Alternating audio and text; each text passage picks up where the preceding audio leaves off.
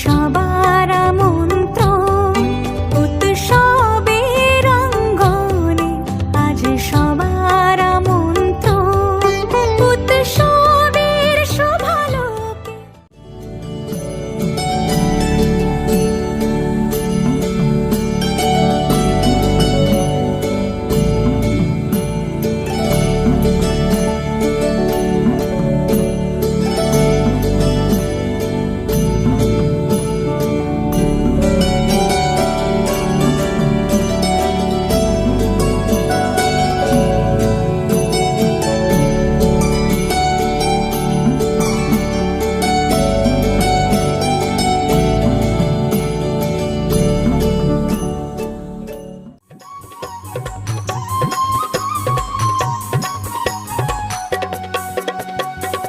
कते नींद में छी जागू भवानी, कते नींद में छी जागू भवानी। बड़े भोर सो हम द्वार पड़ल छी, कन डेरियो ने माए तकई छी। कते नींद में छी जागू भवानी, कते नींद में छी जागू भवानी।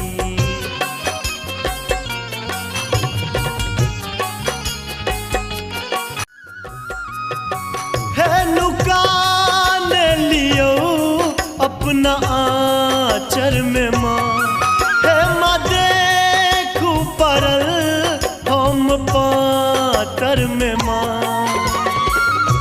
मैया बिना ने कोनो सहारा, माए कृपा बिनु हमर ने उबारा। कते नींद में छी जागू भवानी, कते नींद में छी जागू भवानी।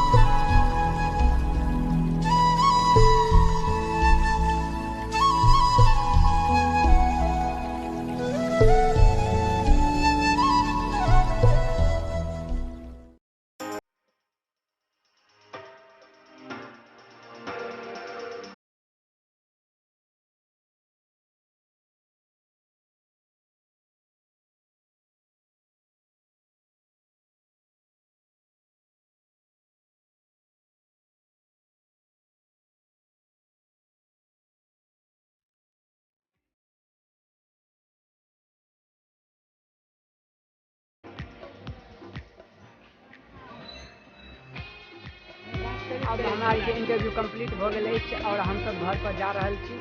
और इंटरव्यू ले हम सब इससे पहले 4 दिन आबि चुकल छी, लेकिन आइ माँ चामुंडा के कृपा से आइ इंटरव्यू कंप्लीट हो गए। बाबा जी इंटरव्यू दो दिलक।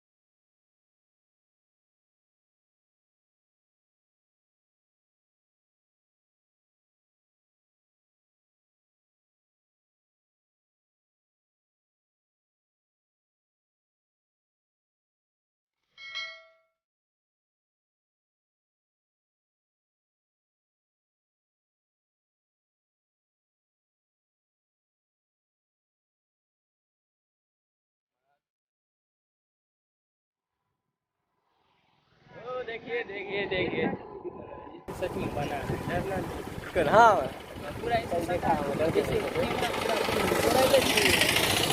मोबाइल मालूम करेंगे तो मोबाइल चला मालूम करेंगे।